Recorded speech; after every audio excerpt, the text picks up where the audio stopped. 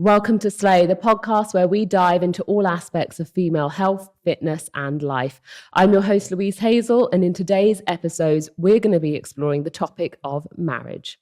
Are you currently in a committed relationship? Perhaps you're already married, or worse still, you're thinking about getting married. Joining me today to destroy this topic is my partner in crime, my husband, Eric Strangis, and we're here today to discuss how marriage changed me. With 2 years of marriage behind us, we've got absolutely nothing to offer by way of expertise. We're actually hoping that you learn through us how not to do it. Think of us as your sacrificial love lambs. We're going to walk so that you can run. And today we're going to share what we've learned about being married. Eric, how are you, my love? I'm great. I've never thought of myself as a sacrificial love lamb, but well, now you know.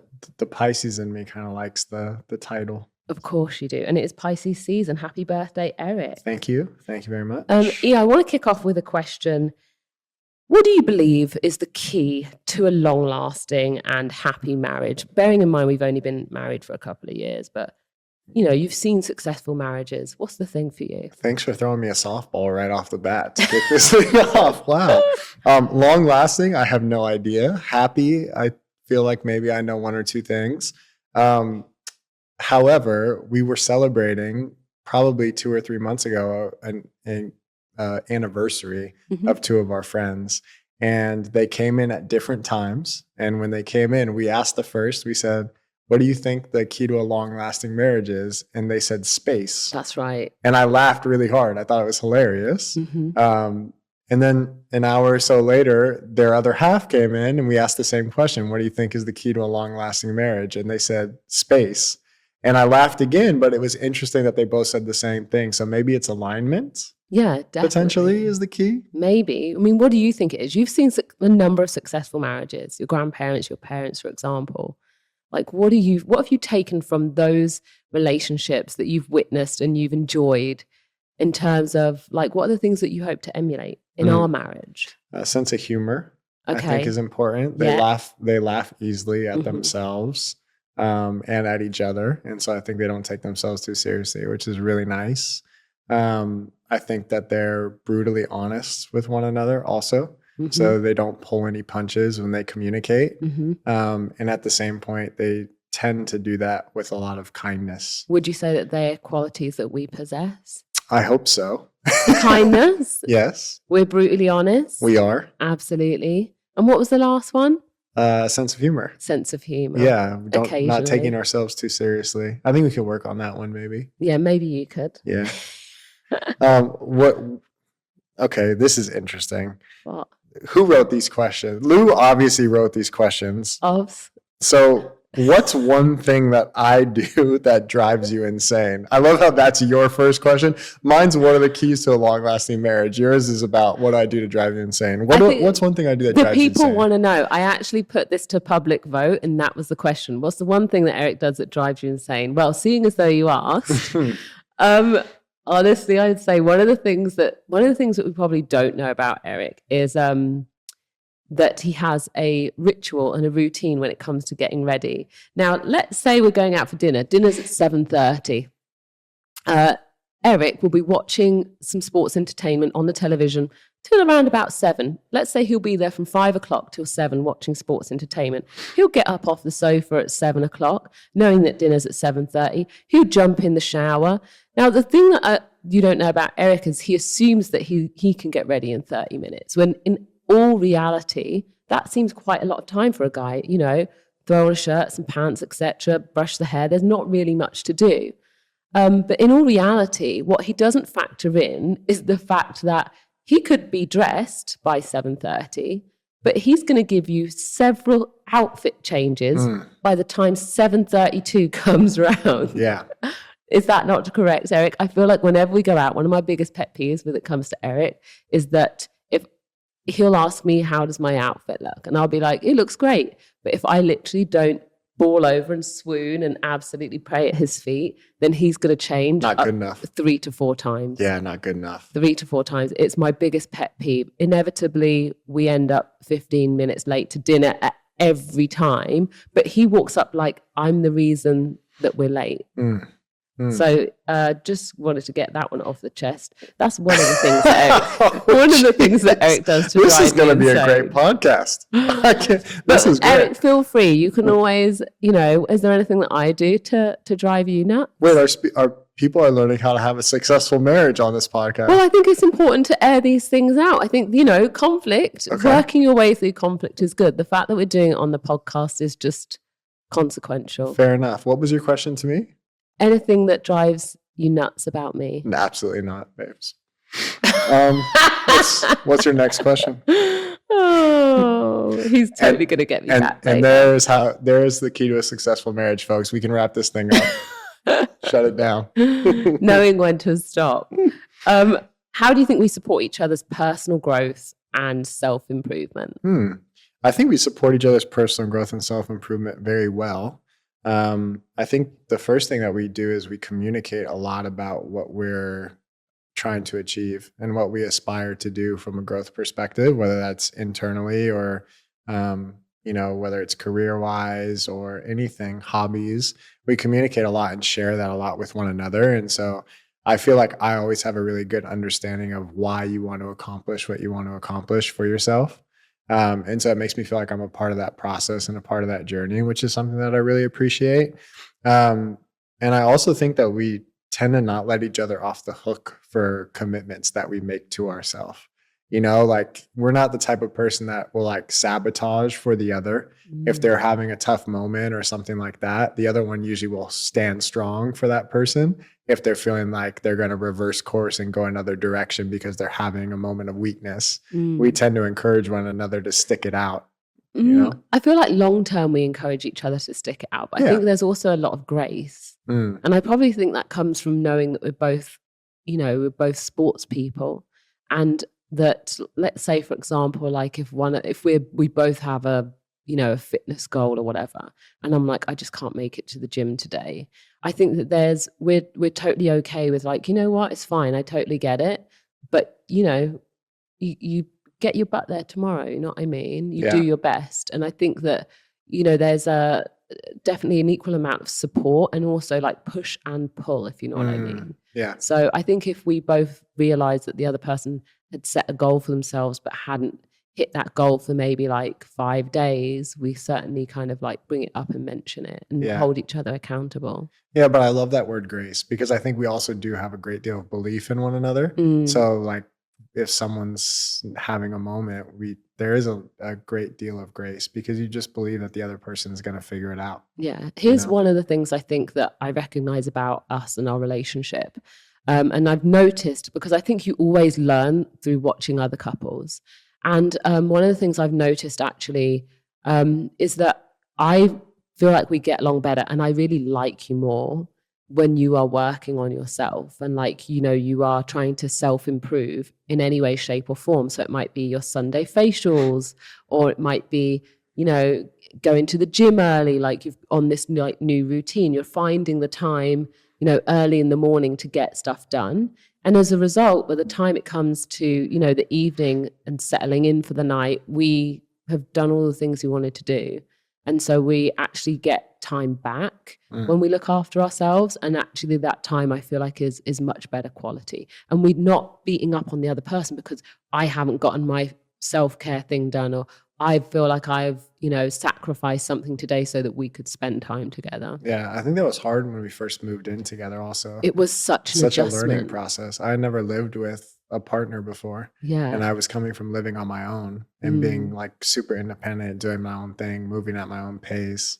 And so I think that was a big change. Yeah. Was feeling like you were kind of always with that person and not being able to necessarily carve out time for yourself, or at least for myself, I should say. I feel like marriage has given us that kind of space in the same sense, right? And so I think what it does is it makes you kind of settle into knowing that you don't have to spend every waking hour of the day with each other, and that it's okay to separate, to do individual tasks that we both prefer to do. So for example, this weekend was your boys' weekend, second birthday weekend on the trot, might I add. But I decided to, exit stage left when it came to boys' weekend, because I was included originally in all of the activities. And I was like, you know what? Eric needs his boys around. Like, it's been a while since you've had some quality guy time, played golf, went to a game, maybe hit up a bar, and it felt really nice. It felt really like healthy to be able to support you through like just kicking it with the lads.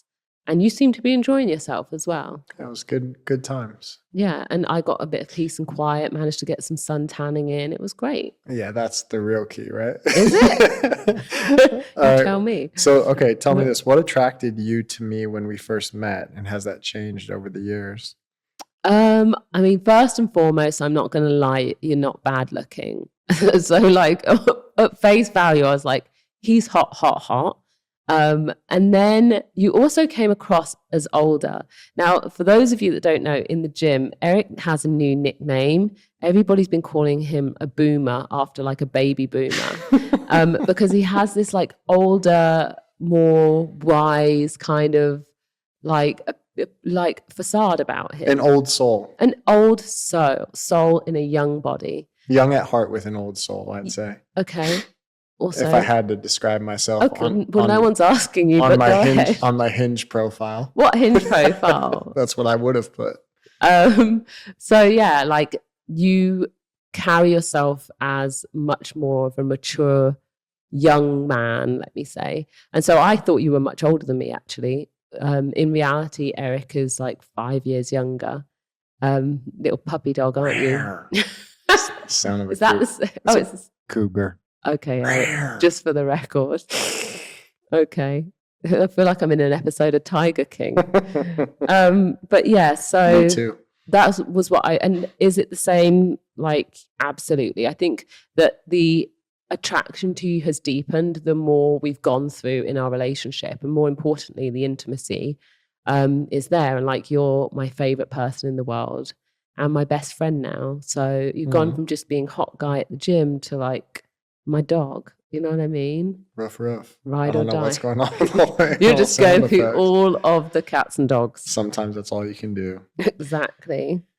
Let's talk about rituals and routines.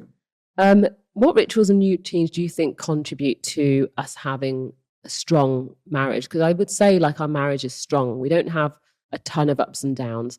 The ones that we do have are like really like spicy. Do you know what I mean? Yeah. That's kind of our personality, I feel like, though. Yeah. I would say something, speaking of when we first moved in together, I think we had different like schedules as far as our sleep time. And I think that wasn't necessarily super healthy. Like a lot of times you would go to bed at, 2 or 3 hours before I did. And, we missed some of those opportunities to just be together and say goodnight and like hang out and relax and do those sorts of things. So I think the act of, if you can, and something that I really enjoy is being able to just go to bed at the same time and we wake up at the same time. And that's really nice to start and end our days together. And I think it gives us a moment to like reflect on what happened that day, to share different things that are going on. And I think that's really nice. I also think eating together is something that's important. And that's something that my family did when I was growing up, is we always sat at the table and ate dinner. And if my buddies were over, my sister had friends over, they were also, required to sit down and eat dinner at the table with one another. And that was like the 20 minutes of time or 30 minutes of time every single day that you knew you were going to spend with your family. I wouldn't say that's a ritual that we currently have, though. No, I think it's one that we should build. Definitely one that's, I think we used to do that. But now, like more recently, now that we have like two different kind of eating patterns and like, we tend to kind of meet up in the evening once dinner's done a lot of the time, isn't it? Well, we may be eating at the same time, just eating two different things. Yeah, eating two different things, or I want to eat on the sofa, you want to eat at the table, or whatever. So that's an interesting one. It's something that I'd forgotten about completely, and I forgot that it was actually quite, it was important to you. For that reason. But we do that on the weekends, though, when things are a little bit slower paced. Yes. Like we always eat breakfast together on Saturday, Sunday mornings. Like we have our routine of getting up on a Sunday, hiking, going to 2 grocery stores, coming back, like you put the groceries away in the refrigerator while I cook breakfast, then we sit down and eat. Like all those things, I think, are kind of a way that we've created that for ourselves. I'd agree. Like we have this lovely little routine. It's almost like a dance now on Sunday mornings where we kind of weave in and out of one another. And I think it's a really great way for us to showing synergy and alignment. And then I go back to bed at 10 o'clock. That's right. AM. How do you think our communication has evolved since we got married? Oh, way better. So we've spoken about this before on the podcast, but this is our second go around. Like Eric dumped me one time and then he remembered. And anyway, long story short, we're at it for the second time. And I would say our communication during that first relationship, that first period was so testy, so dicey, so spicy. We were really hitting, like we were really just missing each other. We weren't listening, we weren't hearing what the other one needed, and we weren't prepared to budge based on our own needs. And I think what Eric and I have established is that we have two completely different love languages. And we understand now that it's not a case of what do I need from this person? It's what do they need from me? So our love languages are very different, aren't they? Yeah, really. Should we run through them? Go for it. Shall I try and remember yours in order? Yeah, give it a go. Okay, I always forget. He's always really good. So number one, Eric's prime love language is quality time. Correct. Then it is words of affirmation. Incorrect. Oh, shit. We should have done this rapid fire, seeing how quick you were. Okay, it's quality time, physical touch. There it is. Words of affirmation. Yes. What's the number 4 is not gifts. That's number 5. Acts of service. Acts of service, then gifts. That's correct. So you could literally do 4 other things for Eric before you give him a gift, and he's going to love that way more. Whereas for me, like I'm the complete opposite in terms of the way that I like to receive love, which I think can get really confusing because like yours is quality time and they're words of affirmation and physical touch. Those are very kind of like affectionate, outpoury type of things, whereas mine are much more insular, aren't they, Eric? They are. Yours are acts of service is number 1, which is, I think, the hardest one probably. It's tough. It's a challenge for sure. Second would be quality time as well. Third would be gifts. Fourth is physical touch. And then 5th is words of affirmation. Does not care at all. Doesn't mean anything. She said the other night, she's like, you could honestly not tell me you loved me for a year straight, and I would just assume that you do. Absolutely. I love the confidence in that. Thanks, Eric. Yeah. But we were watching an episode of Love is Blind, weren't we? And there was a character on there, who needed a lot of reassurance. And I was like, bloody hell, would this woman just stop with the asking? Just let him be. He's going to get there. He's going to tell you. But they should do a goggle box with us and Love is Blind. She was dragging it out of him, bless her. Yeah. But I say that to say, why do you think that acts of service is a hard quality, like a hard love language? Like when it's number 1, I think it gets really convoluted into being like servient. Do you know what I mean? Yeah. And I think that can be really challenging in our relationship because to me, like if I'm like, oh, will you get me a glass of water? And you're like, no, get yourself one. I'm like, yeah. That would be like if I went to touch you and, like you pulled your hand away or whatever. Yeah, that's a good analogy. Yeah. I mean, you answered it, right? Like, how is it for you? You're the person like that's effectively on the receiving end of that need, Yeah. I mean, I think one of the challenges is just not the same, right? Yeah. So my natural way of showing love and affection for you is different than that. So it goes against my nature, really, right? So it requires a little bit more effort and intention and thought and awareness, which I don't always have, right? So I think that can be part of the challenge. But I think that's just part of being in a relationship with another person, Yeah. And it's nice that quality time, though, is quite high up for both of us. I agree. Yeah. And we get tons of time together. Yes, we do. And I think that is in part, I think one of the things to be aware of is like if there's that gel there, really connecting on the quality time and the thing that you guys do share that are aligned in terms of those love languages and values can be a really good sticking. But people have talked about it a lot. Like there's a difference in quality and quantity of time, right? So we are together a lot, but I also think we do a good job of like making sure we have moments where we connect one-on-one and are intentional about our communication and all of those great lovey-dovey things that I enjoy so much. You love those. I do. Go for it, Ian. Yeah, I was going to say, what's your favorite memory of our time together as a married couple? Honestly, the thing that literally just popped into my mind was our first ever hike in Palm Springs. I dragged Eric's ass up a mountain and we saw a couple of deer in the field. And I have this video on my phone and he's like, ooh, there's a couple of doe. He was trying out his English accent. You know, that was a time when we barely knew each other. But we had this really deep, it was a long hike. He thought we were going to like a small 30-minute, you know, loop, but it was a good like 3-hour. Yeah, we had hiking poles. Yeah, hiking poles. Yeah, she was like, let's go for a hike. And I'm from LA. So a hike for me is like, you know, we're going to walk 20 minutes up like a slight incline. Yeah. You know? So I had tennis shoes on. I was ready to go. And she got out hiking poles and boots and a camelback and like, you know, emergency honey and like bug spray. And I'm like, yo, what is the deal? Like, where are we headed right now? Well, I found out quick. Exactly. And you were thankful. And that's how our relationship feels, you know? I'm the adventurer. I'm just leading us into these like dark and mysterious places. And we had it was like a good 3-hour hike. So we talked so much. We went through past relationships. Why did they end? What was good about them? I don't think there was like a stone left unturned by the end of that. And that was literally one of our first dates. The beautiful thing about it was just us in the wilderness. Yeah. And so it was really stripped back. There were, you know, we weren't on our phones. We weren't across the table from one another trying to have dinner. We were genuinely connecting. And after that, I just remember thinking, this is a very different conversation than I'm used to having when it comes to like kicking off a relationship. There's much more to you that meets the surface. And I just loved every minute of it because I love a deep conversation. Yeah. You know?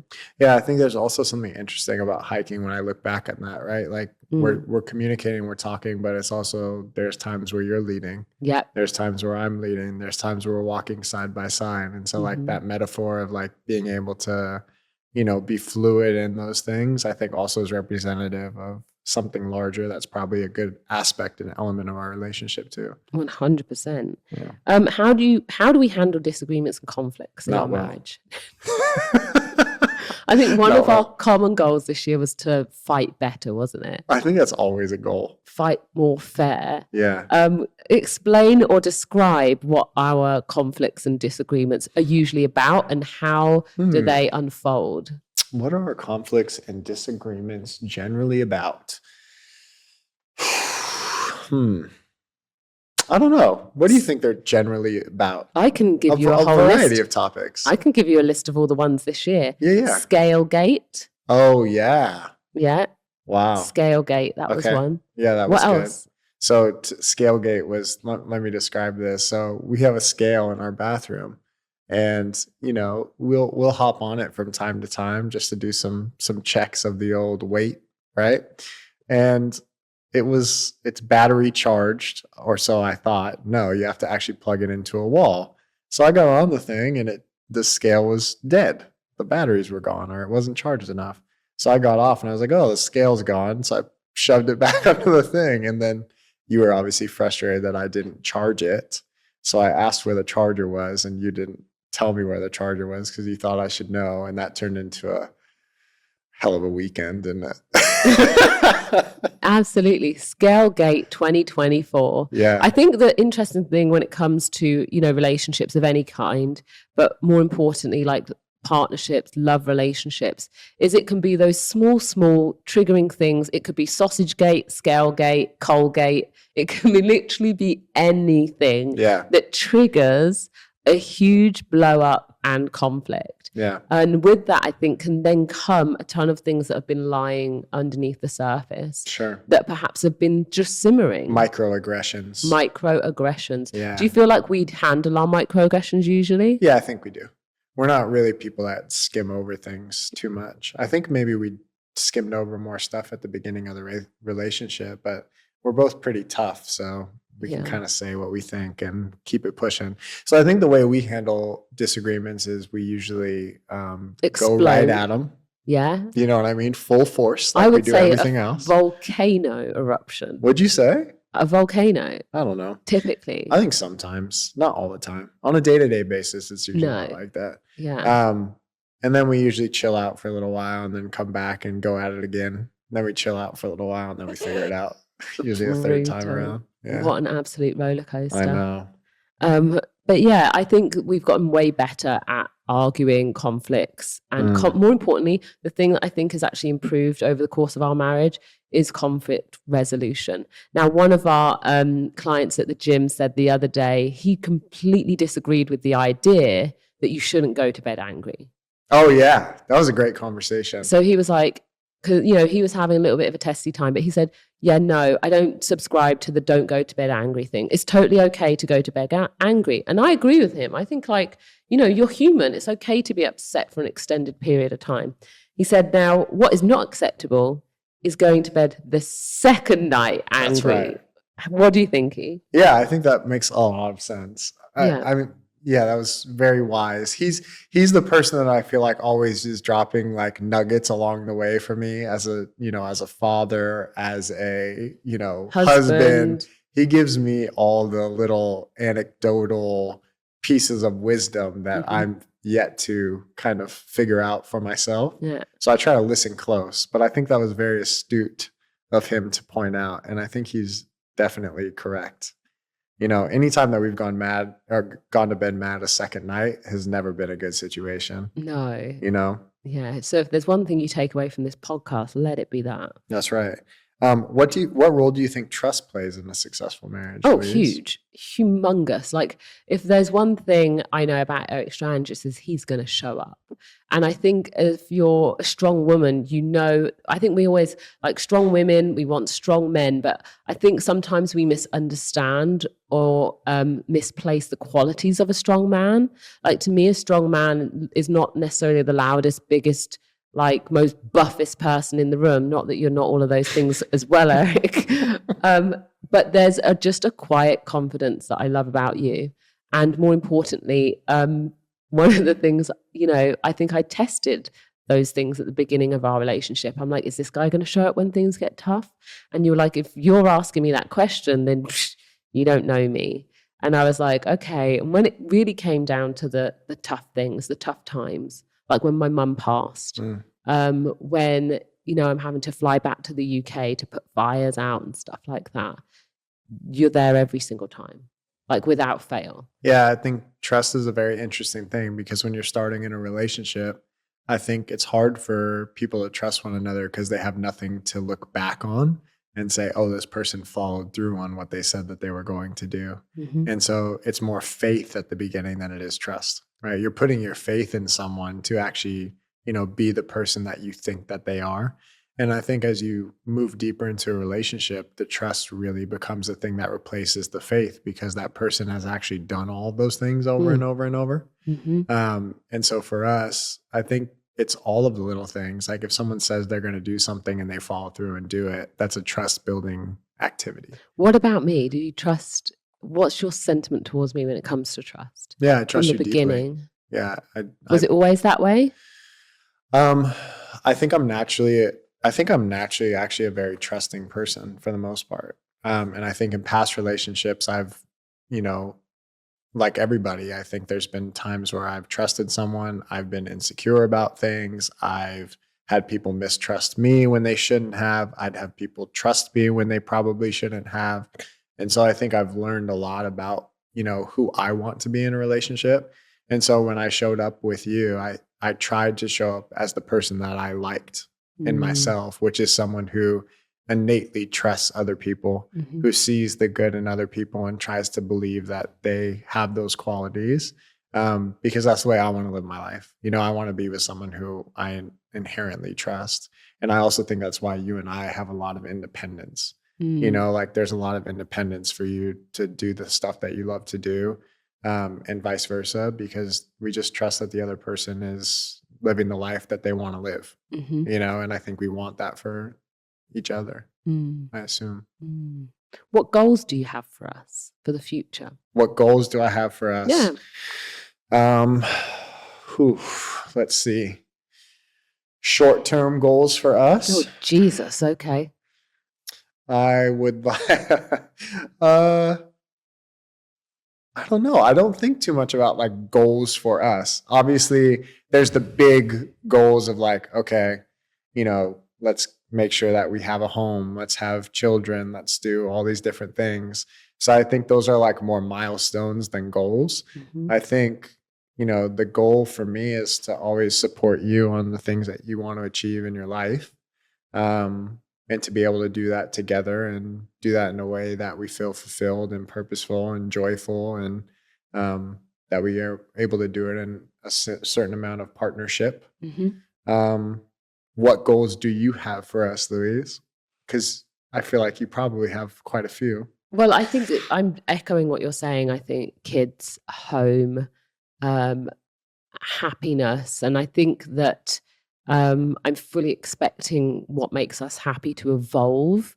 So I think the goal really is just like continued communication, but more importantly, continued growth for us both. So one of the things I think that I want to support you with is making sure that you know that I'm riding 100% in whichever direction you choose or want to go. You know what I mean? Yeah. Whether it be in partnership or whether it be solo venture, or do you know what I mean? As your partner in crime, like that, whatever your goals are, I'm fully here to support as well. This is an interesting question that follows up on that, which is how do you balance individual goals, which you have quite a lot of, with our shared goals as a couple? Yeah, interesting. I just assume that my individual goals are our goals. So, I don't think about it too much. But I think almost like, I don't know whether there's this, I feel like there's this saying it's like a goal shared or whatever. You know what I mean? I feel like that's what naturally happens in a marriage. If you're communicating your goals to your partner, then it's not a solo venture. It's never a solo venture. You have to think very, very hard and long about your individual pursuits and the way that affects the unit. And I think, having watched a documentary recently on television, I was questioning, like, at what cost, are solo ventures really like worth it? Like you have to weigh up, is this something that I'm doing for just me and my ego, or is this something I'm doing for us and our familial unit? Yeah, I hope that there's not too many things that are, or too many situations where those things are in conflict with one another. Inevitably, because I think there has to be. Yeah. Right? There's never going to be 100% alignment. And I feel like the individual goal, like someone having individual goals, there's a certain underlying sense of selfishness that comes with that. And there has to be sacrifices that are made with your time, with your energy, with your resources to achieve certain things at the scale and level that you'd like to achieve them, because you're a very ambitious person. But I think to take that from you, or to assume that, we're always going to have 100% alignment on some of the ambitions that you have, I feel like that would take part of who you are a little bit. You know what I mean? And the person that you are is the person that I fell in love with, right? So I don't want to necessarily take those things. So it doesn't mean that we're not going to have conflict about them. It doesn't mean that there's not going to be frustrations or vice versa, right? But I think, trying to hold space for one another through those moments and understanding, I might be doing something that is hard for you. You know what I mean? But I trust that you're a strong individual. I trust our relationship is strong enough. You trust me, so on and so forth, that we can work through this time that's temporary, so that we can kind of, maneuver through those situations and hopefully learn along the way. I would hope. Speaking of learning, how do we express love and appreciation? More importantly, how do you express it in our marriage? Through acts of service, through potting the plants outside and like dumping out the rainwater that's gathered in them. Okay, one of my favorite things to do is like not housework, but yard work. And I try my hardest to drag Eric into these escapades all the time, knowing that it's really his least favorite thing to do. And nothing gives me more joy than when we're in the muck together. Why do I do this to you? I take, you know what I mean? Glamping. Remember that time I had that mouse in the tent? Oh, I remember. And like, I really do put you through all kinds of different torture when really, you know what I mean? You'd much rather just be at home with a face mask on. Yeah, I'm an indoor cat. Yeah. You know, I like air conditioning. And I'm an alley cat. I like to be all up in the mud, figuring out what's going on up here. Yeah, I definitely want the air conditioning. I don't like the elements. You know, like I'd much rather, if I can, like, you know, slide someone a couple dollars to maybe take care of something if I can, to give myself a little bit more space. Wow. But you love to, like, you know, okay, so how do I express love? Buy Louise a power tool. Yeah. You know, get her a gift that's anything related to what your dad may want for Father's Day. Mm-hmm. You know what I'm saying? Like a round of golf, you know, go take out the trash. Mm-hmm. You know what I'm saying? Like build something together. You know, that's the type of thing that you really dig. Yeah. So I think that's probably the best way to show love and appreciation for you. Mm-hmm. You know, it's really interesting. If I think about the same thing in reverse, I think you could probably, like, you know, get Eric a little cookie or make him a meal, or, you know, I think actually one of the things that Eric loves is simply just like, okay, shall we go to the movies? Oh, my like favorite. There's nothing he loves more than me suggesting that we go for a cheeky movie. Dinner and a movie. Oh, the best. And by dinner, he means Cheesecake Factory. Stop it. How many things are you going to share on this podcast about me? You know, that's brilliant. Some things we got to keep for ourselves. He's a simple, but you know what I mean? Yeah, quality time. Exactly. I see it as quality time. It's like no distractions. When you're in a movie, there, you know, you put your phones away, you sit with one another. I think that's lovely. But I don't even necessarily love to go out to eat that much, but I just like the act of sitting at dinner with somebody. The reason I think you love it as well is because, you know, if I'm suggesting, like, you know, Cheesecake Factory in a movie, you know, I'm in relax mode. Yeah. And you know that we can like enjoy each other, you know? For sure. Fabulous.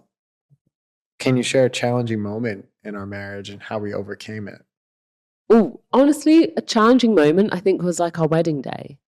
You know, we had, I think, it was a challenging moment. Like our wedding day was a day that was full of high stress, high stakes. Will she or won't she say yes? But we were coordinating a lot of that on our own in the end. And so, you know, that was a challenging moment in the sense of, like, this is a day when you're supposed to be like at your best and all of those things. And you were really highly stressed. And I was like chilling because I was like, flowers are done. The girls have got it. Had my besties there, Helen and Kerry, and then my niece as well. And I'm like, the girls have got it. And I just knew that I didn't have anywhere to be. I just had to get my makeup done. But you were like, there was almost this like last minute panic of like, is this done? Is this done? Is this? And you were having to kind of coordinate way more than you needed to or should have had to do that day. And I remember, like, we were also worried because there was going to be this humongous hurricane in LA. This was the hurricane in LA of 2023, which never happens. And we were like, what? And I remember everyone saying the storm's setting in. I'm like, and I just knew that everything was going to be okay. And I remember when we finally like got to the altar and the, like, you know, we said our I do's. As soon as we said our I do's and we went into like happy hour, the sky just parted and it just was bright orange and purple, and it was just the most amazing moment. But I always knew that would be I didn't realize it was going to be such a stressful, challenging day, but I knew that it was all going to be okay.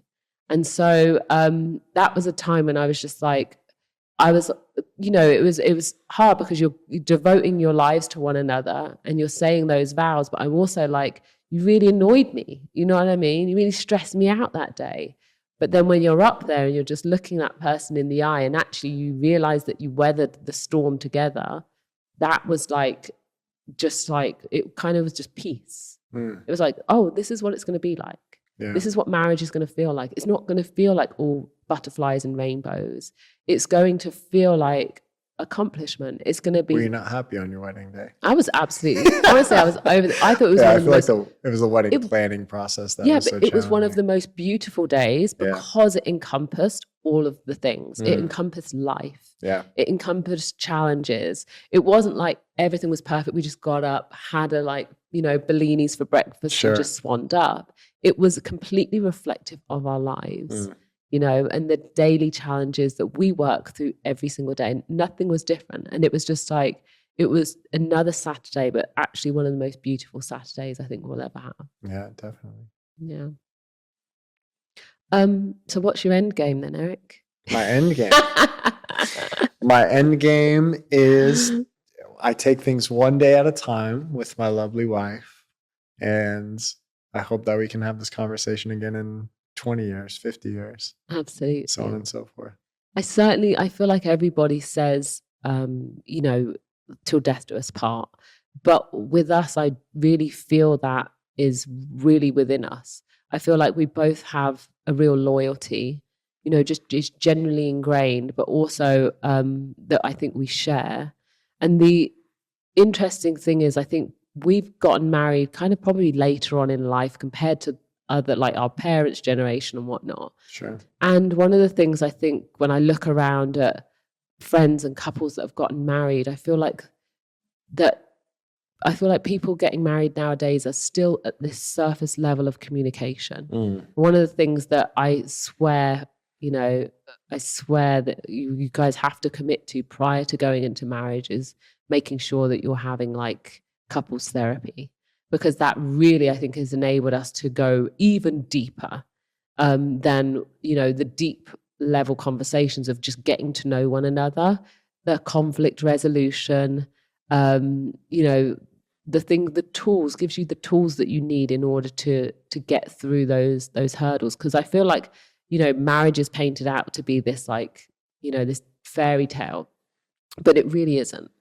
It's like two people choosing one another every single day, choosing to be in relationship, choosing to get through conflict, choosing to show up another day, and ride it out. And that to me, is I think the beautiful thing about marriage that you don't necessarily get when you're just girlfriend and boyfriend. Yeah. Couldn't agree more. I also would add that you should get individual therapy if you're thinking about wanting to be in a committed relationship.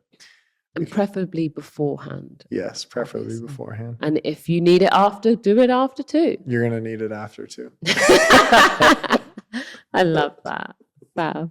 So in summary, marriage can be one of the most rewarding things you'll ever do, as long as it's with the right person. That concludes this episode of Slay. Stay tuned for more empowering discussions on female health, fitness, and life. You can follow me at Louise Hazel on social media, and you can follow Eric at Eric Strangis. Check out the Slay brand at Slay Athletic, and don't forget to subscribe to the Slay podcast if you haven't done so already on Spotify, and leave us a review. You can also get all of the tools and resources from our podcast on the Slay app. And don't forget, you can do your fitness there as well. You can download it now for free from the App Store and join our online community.